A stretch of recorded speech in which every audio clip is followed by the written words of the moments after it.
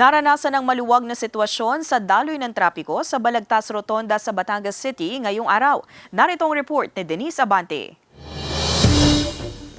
Kung sa normal na araw, buhol-buhol na traffic ang madadatnan sa bahaging ito ng Balagtas Rotonda sa Batangas City, ngayong araw matapos ang Pasko, maluwag at walang pagbigat sa daloy ng trapikong nararanasan sa lugar. Ayon sa Transportation Development and Regulatory Office, posibleng epekto ito ng holiday season kung saan nakabakasyon pa ang mga residente at ibang motorista. Pag ganitong tapos na yung Pasko at darating na yung ating bagong taon, ang kalimitang nagkakaroon dito ng volume ng sasakyan. Pero hindi naman masyadong madami kasi ang aming inaasahan, makatapos pa ang bagong taon, sila mag-uuwi at sabay nito ang pasukan ng mga estudyante. Para sa jeepney driver na si Mang Alan, malaking ginhawa raw ang maluwag na kalsada lalo sa pamamasada. Nakakailang pila raw kasi siya kapag walang ganoong traffic. Ibig sabihin lang daw nito, malaki rin ang kanyang kitang maiuwi.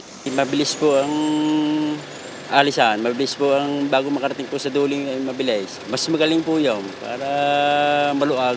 Bagamat wala pang pagbigat sa daloy ng trapiko sa Balagtas Rotonda, nag-deploy na rin ang TDRO ng karagdagang mga enforcer. Makatutulong daw ito upang maasistihan ang mga motorista. 24 oras din silang nakabantay sa anumang bahagi ng kalsada sa lungsod. Malaking tulong yun kasi yung lugar na dapat ay sana ay walang tao, nalalagyan. Ang mga sasakyan natin, i-guide na ikot ng maayos yung daloy ng trapiko. Payo nila sa mga motorista ang ibayong pag-iingat at iwasan ng init ng ulo sa pagmamaneho upang maiwasan ang posibleng maging aksidente sa kalsada. Kasama si Kel Ravaca, Denise Abante, Balitang Southern, Tagalog.